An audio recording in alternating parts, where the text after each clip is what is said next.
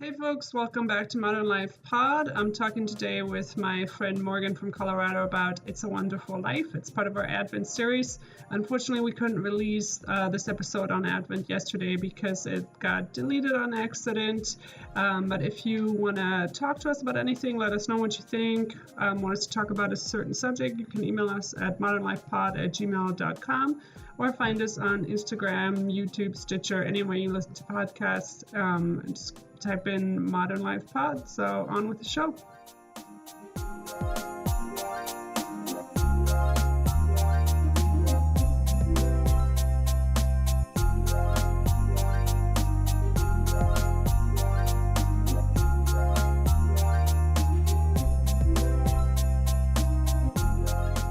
All right, Morgan, how you doing? I'm doing pretty well. Should I introduce myself? Please go ahead. Okay. Hi, everybody. I'm Morgan From Colorado. from Colorado. Yeah. What do you want to know? Okay, tell me the story. Tell me the story of your baking Oh, going on with you. okay. So last time you heard this story, I was starting a bakery, and I did actually. I got licensed. I got a couple customers. I was making That's really cool. bagels up the wazoo. Yeah. Wow. And then in order to make the delightfully delicious bread that I wanted to make, I needed to build an oven because commercial ovens aren't designed for good bread production, I guess. Can you expand on that? Because this So, is interesting to me. um, most ovens out there are designed to wick away moisture. So if you're baking a cake or some cookies or whatnot, it keeps the inside of the oven as dry as possible. But when you're baking bread, you need a certain amount of humidity to actually help the crust form and to get a really nice kind of rustic crack, if you will. And so if you don't have a oven that's specifically designed to hold in moisture, then you're basically fighting against your oven every step of the way. So yeah, the next step was to build an oven, which was, a large investment, time and energy and resources, and I kind of procrastinated. And then What was this oven gonna do? Was it gonna have like a spray bottle attached to the inside? Choo no, choo, and then you. choo choo. No. So it was going to be a wood fired brick oven, and it's a direct fire oven. So I would make the fire in the chamber that I would bake and get it up to 600 degrees, and then take the fire out and then put the bread in. And because it's a closed system, like there's no chimney, there's no vents, there's no nothing. The bread creates its own humidity. 'Cause Okay, yeah, interesting. yeah. Anyways, so I procrastinated on building the oven, and my roommate and I were looking after some mastiffs, and I woke up one morning and one of the dogs Mastiffs. had eaten my entire sourdough starter. He licked the bowl clean. I was like, okay, well, I guess I'm not a baker anymore because I don't have a starter. Um, but Oh man. but I mean, it was fortunate. Around that time, I was getting back into education. I got my degree in Yep. development and human education. Yeah. Um, so yeah, I started kind of leaning into education, early education, more, and here we are. I now teach second grade and substitute. Oh God, that sounds horrible. Oh my God, Are they okay? it's so good. Oh Is my it? gosh. Yeah, it's great. It's great. I also substitute for first through 12th grade. So I've taught every grade so far this year. Oh my gosh, wow. That's crazy. Yeah. Crazy Ugh, awesome. I don't even know how I would keep those kids under control. Yeah. It's yeah, not all that intuitive, I guess. I don't know. I love Yeah, it. yeah. I've got a couple huggers in the class, which is so funny. Walk into class and two or three kids are just like, Morgan! I'm like, I'm here now. Well, actually, no, they don't call me Morgan. They say, Mr. McGinnis. Oh, you had one of those schools where they have to still call you by your last name? Yeah, Yeah, which is all right. it's all right. Yeah. Yeah. So the only thing that's new with me is I discovered Aurora. She's a singer. Do you know her at all? I don't. I feel like you would really enjoy her. I recently found out about her music. Um, she's this Norwegian singer, and it's very kind of like ethereal, but with a punch. Kind of reminds me of like Florence and the Machine and Sia maybe Huh. combined. Um, and I've been listening. She has like two albums out that I completely missed. So this came out in like 2016, I think. So it's nothing new, but I've been really enjoying it, and yeah, really loving her music. So that's what's new with me. That's awesome. Um, So is it are you Aurora? ready? Oh, Is it Aurora yeah, as in Aurora Borealis? yeah, you got it. Yeah. Nice. Well done. I like a good pun. Are you ready to talk about the movie The movie. Yeah. that I keep calling Life is Wonderful or Life is Beautiful? That I keep not knowing what movie we're talking about. It's a Wonderful Life. Yeah. It's so funny because this is such a classic, and this was my first time seeing it. Well, And I feel like it's one of those people watch it every year, you know? yeah. This is actually only my second time seeing it. And Really? yeah, Oh, it was always one of those movies, you used to go to Blockbuster and rent movies, and you spend like an hour going through the entire store, and you see these movies every single time you go. And I feel like this is one of those ones I've seen the cover and I've known about it, but I just never watched it, you know? right, And right. then I saw it once and I was like, "Oh, that's nice. That's good." And watching it again, I was like, "Yeah, actually this is a really good movie. Should watch this more often." I accidentally started watching the colorized version, and I had to turn it off because I didn't enjoy that at all. I What? just went back to the black and white one. I What? thought it looked weird The the colorized way they version like. was awesome. And didn't it come out first? The release date of No, hold the on. black and white one. This came out in 46, this movie. So, Oh, yeah, colorized is 47. Well, I watched it colorized and I enjoyed it immensely. but you probably you watched there's like a redone colorized one that looks a lot more realistic. Oh, That's probably the one that you watched. probably.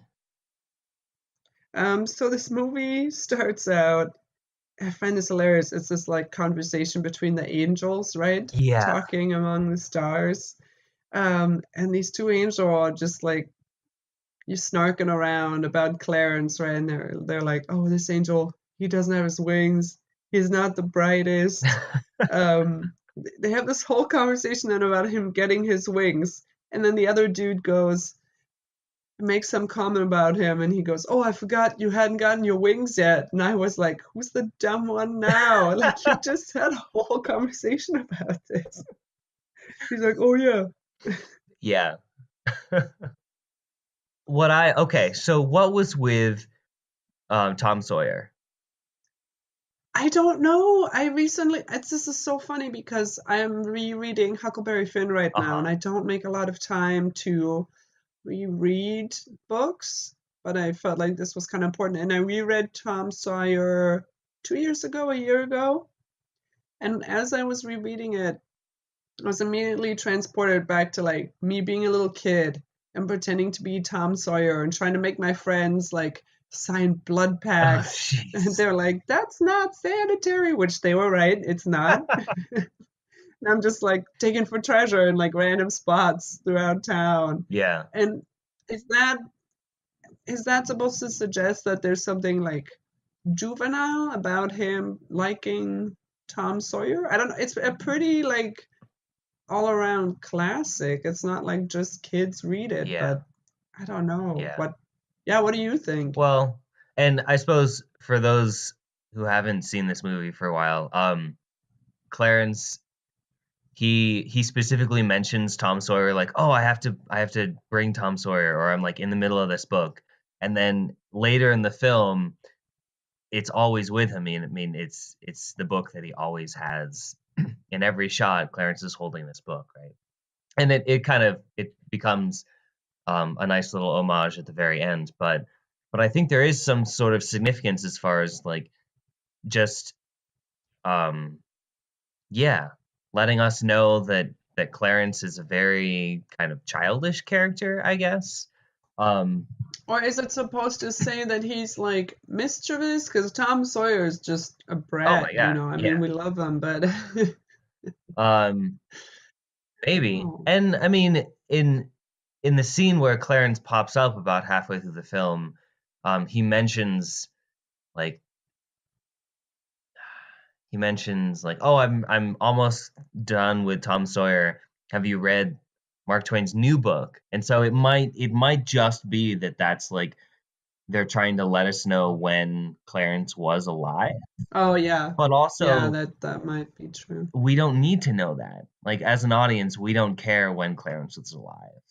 That's you're so right about that. But then also the like nightgown type thing he puts on, where he was like, "My wife sewed this for me." That didn't look like late 1800s to me. That looked like costuming from way earlier. So Yeah, I don't know. yeah. But we might be getting ahead of ourselves. Anyways, yeah, the first scene when they're like, bad mouthing Clarence. Yeah, Um, I didn't know it was gonna be so religious, I guess. hmm. You know, with the angels and all that. And there is an angel in the short story. The short story is called The Greatest Gift by Philip Van Doren Stern. Hmm. Um, but it plays, and it does take place around Christmas, but the overall message of the short story, um, according to the author, was supposed to be applicable to whatever religion you were from. You know, it wasn't about the Christianity, it was about, the importance of one person. Well, and I suppose thinking about the perspective of this time period, um, what was it 46? Yeah, A director who wanted to make a heartfelt film that would touch everybody. Of course, it's through the lens of Christianity because that's what everybody is thinking, right. right? I think you know culturally we haven't really shifted away from Christianity as the default. So I don't know if it Yeah, was really pushing an agenda. I think it was more just like a sign of when the film was made. yeah. But I think you're right about that. Absolutely. And also, seeing as this is made in 46, I know this wasn't like a huge box office success when it came out, mhm. but I do wonder, when you're coming back from World War II, do you want to see more stories about, the good old days and small towns and people living there? Do you wonder like, oh, would life be different if my son had died, or Yeah, things like that? that's interesting. It kind of fits in with where they are historically, Yeah. I feel. Yeah, because everyone's coming back, and I suppose there might be kind of a fork in the road where the people who never left, the people who, stuck around in the States and helped the war effort from here, probably had the mentality Mhm. of like, oh, the war is over and now we can go back to how life was. And all the guys that are coming Yeah. back from the war are like, I'm sorry, the world's never going to be the same. Like for me personally and just kind of globally, there is no return. So that would Right. that would be an interesting thing to come back from the war and then see this film that's pretty clearly like, oh, that's over. We can go back to the way things used to be. Like, old town romance or yeah, small town romances and yeah, that's interesting.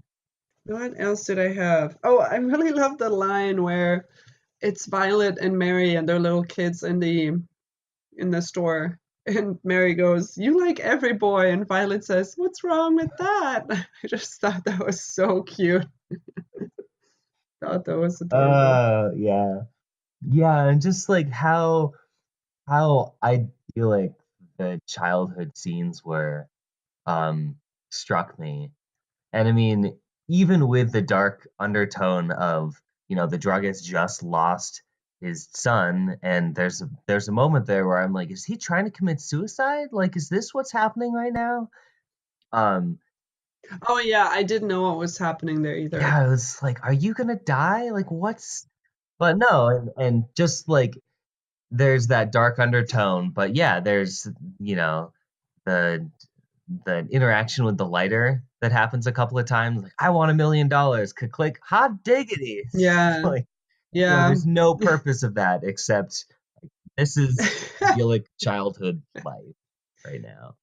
Yeah, even though he is a child and he's working, even though he's like 10 years old or Yeah, whatever. and he's Um, that, working, and in the very same scene, like, he gets hit so hard his ear starts to bleed, that was really shocking to me. right? It was like, wow, they did not need to do that. Like, oh, that was really troubling. And then I looked it up, and apparently that actor was drunk on Oh set, and no. that kid's ears were actually bleeding. Holy Like he was shit. actually hitting him, according to what that child actor said. But that's just like I'm so glad we've come so far in terms of like Yeah, the rights of that's children. intense. So I did not know that.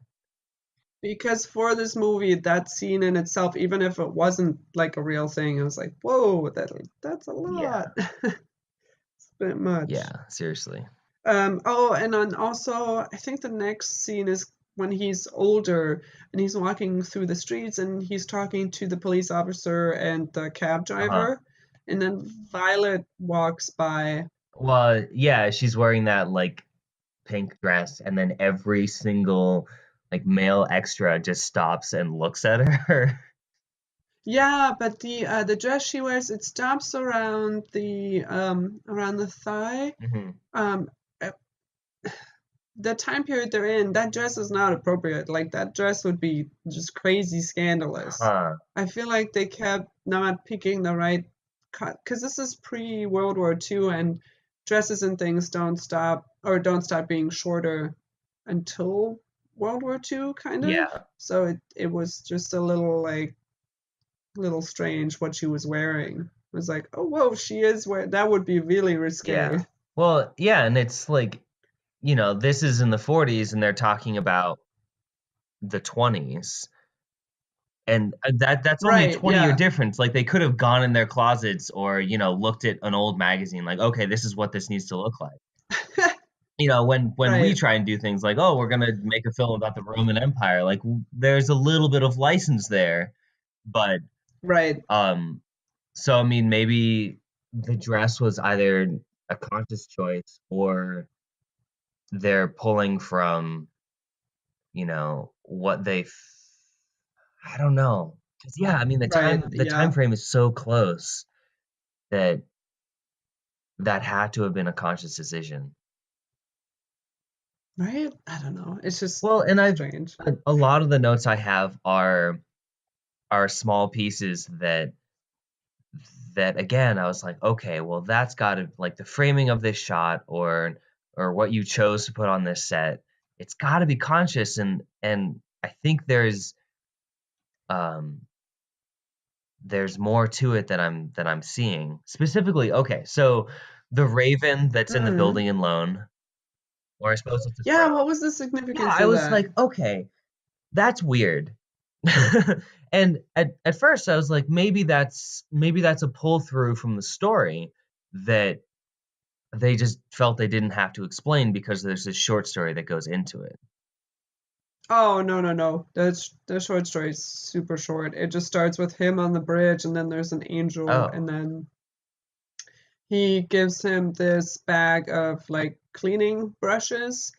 He's like, oh, well, if you go around checking at people's doors, you might want to have this with you so he can pretend to be like a traveling salesman Oh. because no one remembers him.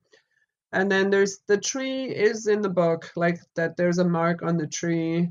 And then the bank, if he wasn't there, another guy got the job who then made off with all the bank's money and ruined like the economy in the town. And then that person's brother ends up marrying Mary, and when he goes over to her house, he comes home and is it's very clear that it's like an abusive Oh, relationship, jeez. between Mary and the other Yeah. guy. So those are there's really not that much that happens Okay.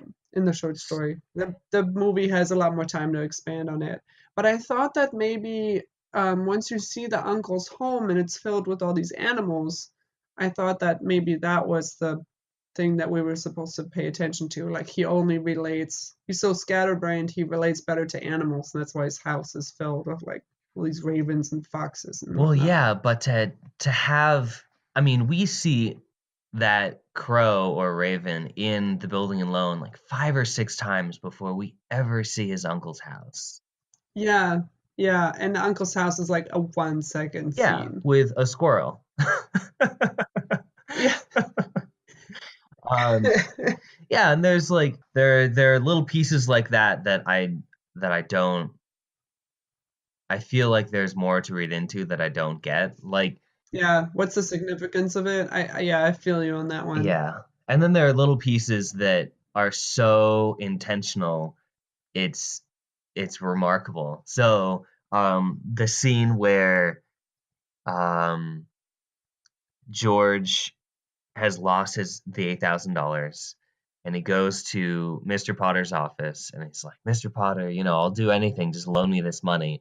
Um, there's a bust of Napoleon Bonaparte that's in between George and Mr. Potter that's looking right down at George. Really? I did not even see It's that. How so did you know it was Napoleon? Oh my God. it's Morgan, it's so like I have conquered you and you are this belittled little man. And it's just yeah, just the intentionality of how some of these ah, scenes are set up was so nice. and I mean, who Napoleon was a pretty evil guy. My dad always says, like, because my dad hates him. It's like nothing was sacred to him. He goes through all these countries conquering them, but really conquering what? Because you're just destroying everything as you're Yeah. going. Well, You know, and such a I mean psychopath. that fits because that's also the scene where Mr. Potter is basically like you're worth more dead and alive and then calls the cops on Yeah, George. Like, yeah, yeah. basically pushes him to the bridge, but yeah.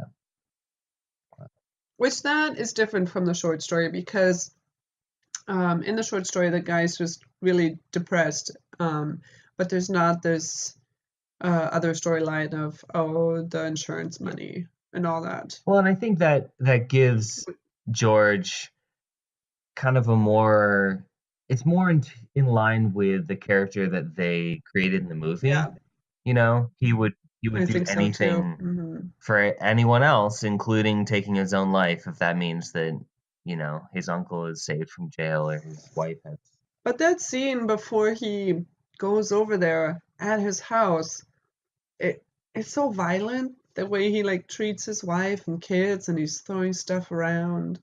And then he comes back at the end and everything's fine and everyone's happy and where were you, honey? And I'm like, don't you need to talk about this? Like, it's just a lot. Like, it's kind of scary to watch. But then he comes back and everyone's like, Daddy!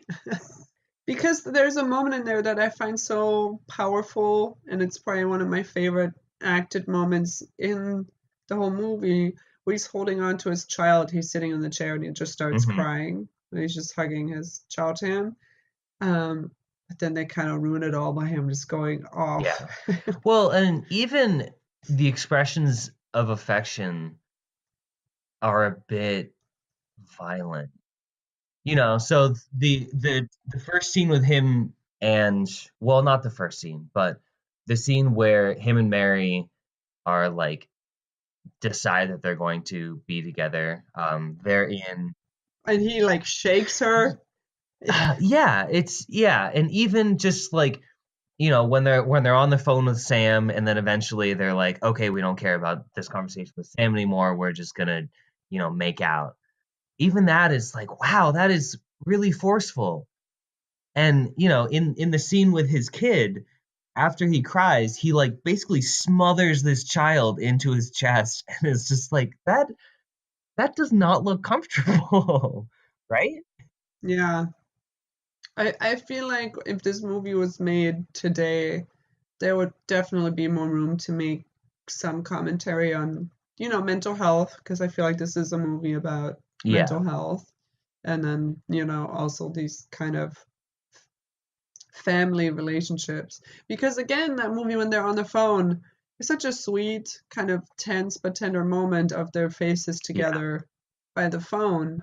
But then again, they ruin it by him just like grabbing her and shaking her brains Right? I out. was like, as I was writing notes for this, I was like, oh, look, that's a really interesting, you actually don't, well, yeah, you Device. don't see a lot of subtlety around, um, around affection in these older films. And then Yeah, that subtlety is yeah. totally just destroyed by the shaking kind of Thrown like, out the window. "Wah!" Yeah. Yeah. So I had the high school graduation scene. Yeah. Uh, the Charleston dance is a lot of fun, and it's also it's tough making a movie about somebody's whole life, because now you just have these like people in their 35 years old and they're graduating from high school. Like everybody in the room is like Right? super old. Yeah.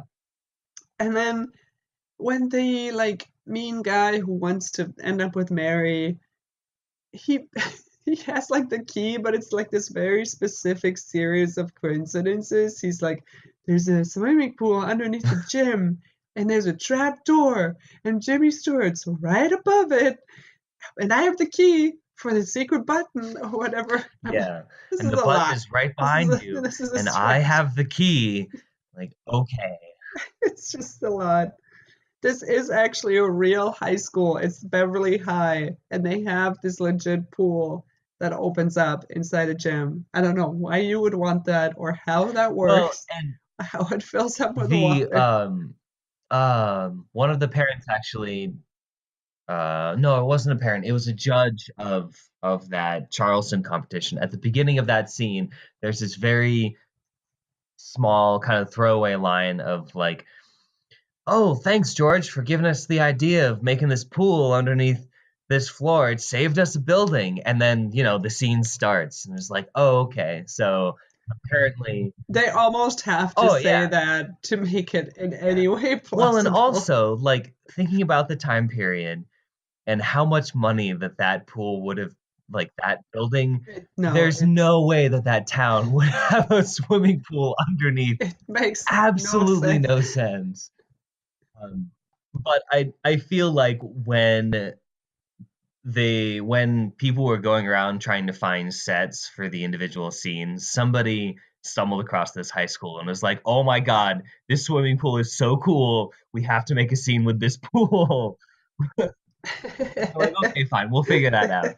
Um, yeah, because I mean, yeah, the hazing could have gone in so many different directions. I mean, they use it nicely in the next scene where they're all wet and in different and in clothing and or different clothing and Yeah. Mary's in that bathrobe. Yeah, I love that when he steps on the string and she's like, "My train, please." Like she's pretending to be like a. Right?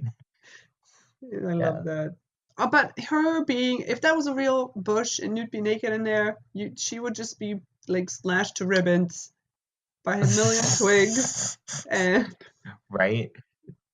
bleed out in that Well, bush. yeah. Also, I think that was one of the pieces that didn't really fit with his character because he was like, "Wait a second, let me bargain with you," and basically like, "I want you to come out of this bush naked before I give you your robe back." Like, sorry, dude. All every characteristic that we've set up so far, that is not one of them, and also that is not revisited. Yeah, Like, there is not this kind of yeah. mischievous streak. Um, He's no Tom Sawyer, is what you're saying. it is true. He is no Tom Sawyer. I just the whole, and then his dad has a heart attack, right, or Yeah. a stroke, and he's kind of taking over. And each time there's kind of like this calling for him to take charge and abandon all his dreams. I find that it's almost like difficult to watch, especially as you're getting older and some of your own dreams maybe didn't pan out. And Right?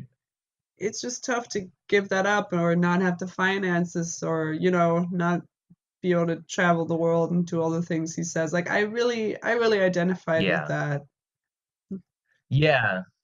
And I think there's a legitimacy to a depression, resulting from that feeling of kind of feeling like you've missed out or and the movie does explore that in a way. I mean, they can't really use all these medical terms and it's the 40s, so they're gonna say like, oh, he has the blues or something like that, Yeah, but but I it's mean, I don't this know. guy's obviously crushed and crushed a little bit more every Yeah, single time he has to make one of those decisions, right? yeah. I mean, It's just at the end of the film, it is a beautiful conclusion, but some part of me is like, well, what is preventing him from, he's still going to have that longing, that yearning to go travel and explore, and you can't really do that when you have four kids, yeah. it's just, Well, and I think part of it was, at the very at the end, I mean, those dreams are given up. I think a big part of that scene is like, yeah, okay, well, I wanted this adventure of a life, and I guess this is what I have, you know? Which, I mean, yeah. isn't realistic. The next scene of that film is him trying to use some of that extra money to go to Greece or something. Yeah, they have like way more than eight Oh thousand yeah. dollars. Wouldn't some people be like, I'm taking my money back. This is my life savings. Like you have enough money. Right. Yeah, no, they will live in a nice house after that scene. But no, I think you're definitely correct. Like it's so relatable, especially these days where, if you're still doing the dream of going to school and getting a house and doing all that, like it's when you go to school, then, you come out with so much debt and you are kind of Hmm. circumscribed into things and areas of life that you just, didn't necessarily want to choose. And that's George Bailey, Mm. He didn't actually want his life. He didn't want kids. He didn't want to be at the building and loan, but he was kind of not pushed into it, but I don't know. I think it speaks a lot to the mentality that was kind of rampant during that day, where it's like, do the good thing, and it's going to be hard, and you're not going to want to do it, but it'll be its own reward. And also, there's no one else to do it. I mean, nowadays, facing problems of overpopulation, there's a million other people to take that bank job, Yeah. you know? Yeah, I mean, yeah. We're talking before the boomers population kind of ties into that, I guess.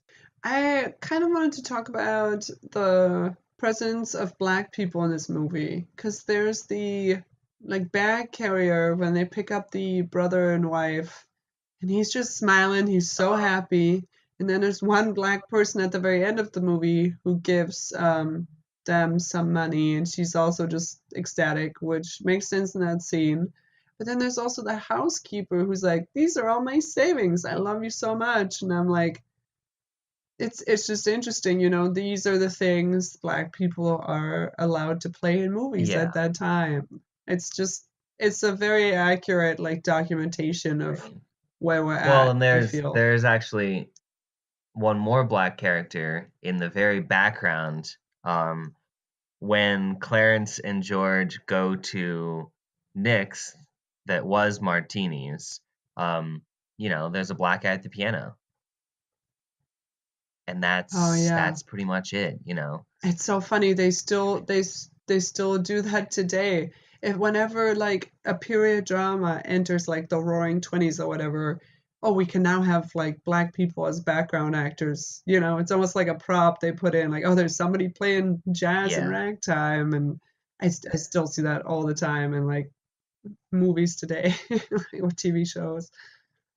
But I mean, it's the 40s. Yeah. People are I mean, not yeah. thinking No, about yeah. that in any way. It's just fascinating to see what emotional states they're allowed to occupy. they're just so happy to help you out. Even the housekeeper, who they don't always treat her like perfectly, but she's like, oh, I'm just a snarky Yep, always got a housekeeper. smile on her Have so much face. fun. So Yeah. yeah, it's just interesting. Oh, when they give out the money at the bank, when they're about to go on their honeymoon, and then there's the Uh-huh. run on the bank, and they start giving out their own money to all these people. Um, I cried at that Yeah. scene. Just like, it was a really, I don't know, it was a really good scene. And because Mary is kind of stopping him from going in there, like, come on, dude, like, we have this one vacation we could go on in our Right. lifetime. But then to see her step in and be like, I've got money, who wants money? I think in that scene you really truly realize why these two people are together, because they both have that very generous, kind, Yeah. Yeah, spirit about definitely. them. I mean, yeah, she was trying to stop him, and then she's the one who says, here's this money. Yeah.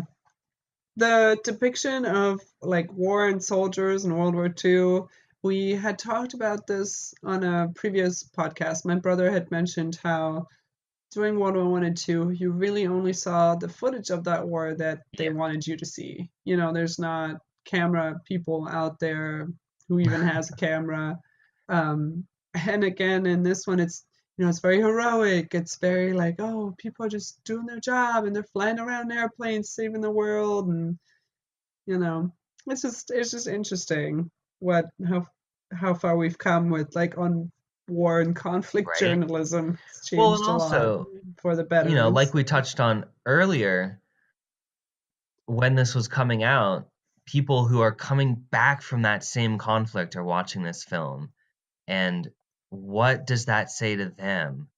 They're like, here's this literal hell that you've just been through, and here's what we think you went through. Like, here's our depiction of that. Right. Like, that must have Yeah. been intense for them. Like, no, I'm sorry, that is not what happened. I probably, if I was one of those guys that had come back and, Saturday night gonna see this new film that came out, and yeah, I don't know. Yeah. You also can't really show much back in those days, based on That's true. censorship I and mean, yeah. such. It's not a forum you can use in that day to explore all Yeah. these issues. I also really appreciate how this movie deals with, or how it includes physical disability, because I did not know that Jimmy Stewart's character Uh-huh. was half deaf before watching the film. So I don't know. I don't know if they just put that in there so he wouldn't go off to war and like do some sort of traveling. But Yeah, and I think that the big use of that is something to keep him from going to the war. And they used it kind of, I don't know. They were playful with it, that scene in his youth where Mary is like, "I'm gonna love you forever" in the ear that he couldn't hear, and there yeah, were some kind of playful uses of that. I mean, you don't see that often in movies these Yeah. days. So, Um, oh, that scene when he's at Nick's, I find this hilarious because if Mr. Martini's not there, Nick just turns into like a sociopath, or like what was the what was the thing there? He's like throwing around slurs. He's like, "You pixies, get out of here!" He's like, "This is a tough and rough yeah, bar." I'm that's like, damn, Nick, like what happened? I think they're overplaying the effect of positive role models at that point. Like, oh, this one guy isn't in your life, and now you're gonna turn into like, Yeah. yeah, Oh, yeah. That's a little subdued, more subdued in the written story than it is in okay, the movie, where they do. You're right. They play yeah. it up. But and also like when George Bailey's running through what's now Pottersville, and he sees like like bars and saloons and dance halls, and um that reminded me of downtown Olympia, Washington. I was like, oh, I know that place. Olympia is a small city that is trying to hold on to this like small town charm, if you will. Um, and these, Hmm. yeah, and just like bars are popping up everywhere and smoke houses, and it was just interesting to go like, oh yeah, this is this was their fear back in the day. It's like, oh, if we don't do the right thing, all these negative influences are gonna take over. Um, and then to actually live in a city like that is like, okay, well, you know, on the surface, yeah, there are a bunch of dive bars here, but also like there's still this kind of small town charm that you just can't get away from. Yeah. Why was Violet arrested? Oh, Do I you don't know know. what was happening there? Because I didn't really She was get coming what out of was a dance. happening I there. think I think they were just trying to, I don't know. I think the subtext was that she was just like drunk and rowdy, which is weird because I mean, you can have an entire bar full of men at Nick's who are drunk and rowdy, but the one female who's like, "Okay, I'm gonna have some fun," gets arrested. Yeah, or I don't know if she was working there. Was she working as a dance? Yeah. Like, I don't Well, I know. mean, she was the if I remember correctly, the building alone was turned into a like a jitterbug place. It wasn't like nudie dancing. It was, pay us a nickel for a song and dance with Got it. with whoever's there. So it was a social dance, still somewhat risque, I guess. But yeah, I think she was just, the one woman who would speak her mind gets arrested. I also love that if Jimmy Stewart's not in like Mary's life, she has to wear glasses suddenly, and she doesn't have any lipstick. She's a librarian. Like everybody has these horrible things happening to them, and then the most horrible thing happening to Mary is like, oh, she Right? didn't get a man. That She's like just the yeah, worst. that Mr. Bailey was the only man that could ever be for her. I think a large piece of the Sans Bailey timeline was all of these kind of latent character traits that are in these characters just get to come out because Bailey isn't there to steer them on the right path. And Mary's latent Mm. character traits was to be a librarian. Like that's the worst that character could do in her life, which is just like she hid naked in a hydrangea bush. Also, when Jimmy Stewart runs away, and the police officer's just like shooting his gun like a maniac, Yeah, like here's this in the crowded street, street. and like, I'm just whoa! gonna I'm just gonna empty an entire round. Like, okay, guy, I'm like, right? calm down. What else did I have? Yeah, again, at the end, I did cry. I was sad, was moved. But it is also like he comes back and he still doesn't seem balanced to me. He seems maniacally happy. He's like, where are the kids? Where are the kids? And I love everything. And Yeah. I'm worried Yeah, about those there's highs and lows a little bit. uh-huh. Looking at it from our lens, there's definitely some bipolar stuff going on there. I mean, his low is pretty low Yeah. and his high, I mean, there's one shot, it's near the end. I think it's after he returns to his own timeline, I guess. But he's just like maniacally happy and the shot has him looking off camera right, and then he pans and looks directly at the audience and then goes to camera left, and it's just like, oh my god, like I fear for my safety right now. There's this crazy person. Yeah, so I think um that he is still very unbalanced. Um, and so there's definitely not the kind of discussion of mental health that there probably should have been. You're right. Did you You know? feel like, did this remind you at all of The Christmas Carol? Because I feel like that scene where he was going to the suburbs that he built, and it's just a graveyard, and then it was almost like a reverse Christmas Carol. I don't know. Yeah, like the Ghost of Christmas Past. I mean, Yeah, it's definitely drawing from like, oh, let me as a spectral body take you on this adventure and kind of and expand your perspective about your impact on other people's lives. Like, yeah. yeah, that's definitely drawn from, you know.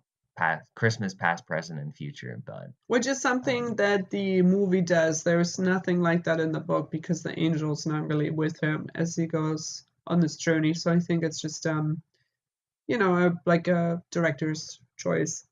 yeah, I mean, drawing on familiar tropes Yeah, to yeah. it's a smart thing to do. Um, I just was hoping that the Potter's bank assistant would.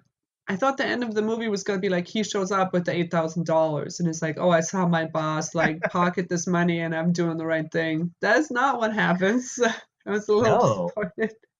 no, Potter still has 8 grand that he's just sitting on.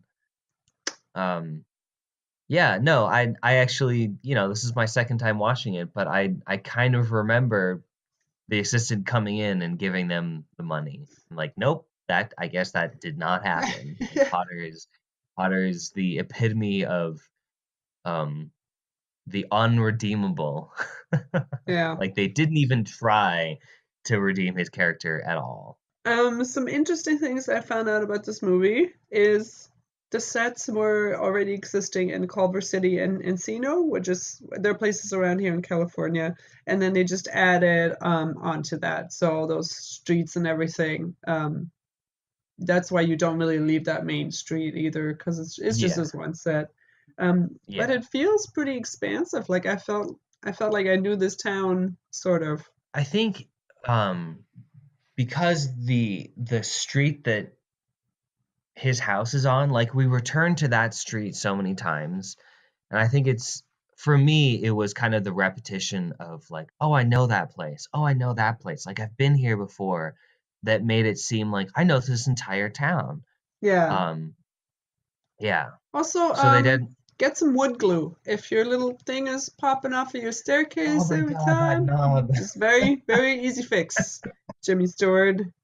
The knob that comes off at the bottom of the stairs, and George lassos the moon, like these little pieces that they just keep on coming back to. I thought it was satisfying from an audience's perspective, like, oh, there's that thing again. But also practically, like, yeah, wood glue or a nail, Or a nail. or come on, like literally anything. You could put some newspaper and just kind of wedge it in there. Oh, Like that's a that's good not a hard idea. fix. Yeah. He just doesn't know his own strength. Also, the fake snow they had been using before this movie was like colored cornflakes, so you had to redub the movie later on because it's just crunchy sounds. But then for this one, they invented like a chemical snow that was like a new type of snow. So a little bit Yeah. of movie making trivia here. That was like a milestone in movie snow making. Was this the first blockbuster that used the new snow? Yes, yeah, they made it specifically for this movie. Nice. Well, it was effective. Otherwise, we'd still be having cornflakes. Or I don't know. I think that's a pretty smart idea, though, using cornflakes. Crunchy sound. Well, yeah, except that you have to redub everything. That's what they had to do for the Lord of the Rings. So I don't know. Really? Yeah, they filmed like a bunch of it near like this airplane hangar or something like an Oh, airport, and it was jeez. just planes going overhead all the time. So they had to like redo in the studio a whole bunch of the lines and scenes for Lord of the Rings. That's funny. I did not know that. But that's basically everything I had on my list. Do you have anything else? Any notes Um, about angles and cameras and I think it was really the crow that was in the B&L. I was like, okay, what's that about? And I think that got me looking at like the very small details that seem like conscious choices that I just don't understand. yeah, And one of them, it's at the very end, it's the last scene. The entire town is coming out and giving George all their money. And this guy gives George a gold watch. And George, instead of putting it on the table, hands this watch to the daughter that he's carrying. And for the rest of the scene, this daughter is holding this watch. And it just seems like, A, how hard did they have to work to get that small child to hold the watch for the entire scene? Like, how many times did they have to reshoot that one scene so she could do that. And like, why? You know, like what's the significance of a watch being held in that?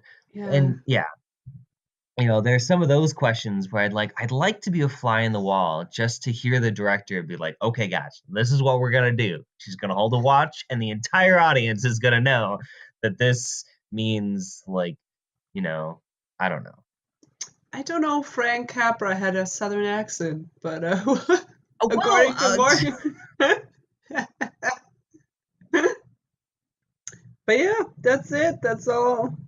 That's all I got. that is a wonderful life. So I guess my last question for you is, will you watch this film again? Was this going to become one of the ones that you Ooh, watch that I over watch and over every and over year. again? Oh, that's a good question. I don't know that it is, but Oh, come on, it has to. I mean, it's it's not totally going to replace The valid. Christmas Story. Do you still watch The Christmas Story I every love the year? Christmas story. Yeah, I Oh, I have hate not. that movie so Why? much. Why? It doesn't make any sense. Wait, what do you hate about it? I love this. Go on. Go on. Well, okay, before I describe this, let me ask you a question. Um, Napoleon Dynamite, do you enjoy the movie Napoleon I've Dynamite? I feel like I've seen scenes from it, or I was in the room when somebody was watching it, but I don't remember laughing at it or actively wanting to watch it. So I only bring it up because I hate these two movies for exactly the same reason. The Christmas Story and Napoleon Dynamite are that type of movie where nothing actually happened. It's just an expose of life at this time. And I'm like, if I want an expose of life, I will just go out and live my life. I don't need to sit down and watch, you know, this kind of dysfunctional family try and have Christmas, or like I don't need to watch Napoleon not do anything for 2 hours, right? Like I don't know, a movie like It's a Wonderful Life is so much more satisfying for me because There's there's a a narrative. direction, and there's Yeah. drive, and there's narrative, and there's a message, and there's like meat that I can kind of nibble on while I'm watching the film. But I don't know. I have tried. Granted, I have tried to like the Christmas Story many times, and I have never gotten there. That's no, Um, that's a really good point. But would you not enjoy, or have you read, because I know you've read North and South, have you read Elizabeth Gaskell's Cranford? I Or have like not. any of the like Anne of Windy Poplars list like that too, was just kind of a picture of what is life and what are they doing, but not there's not really that much of a story. I don't know. I really enjoy that, but no, I, I hadn't yeah. thought about those movies like that. Morgan, you make my brain work. And also maybe hopefully you'll watch this. I mean, I'm gonna watch this movie again. I think It's really next year. long, is it? It just felt It's really it's two long. hours. Oh man.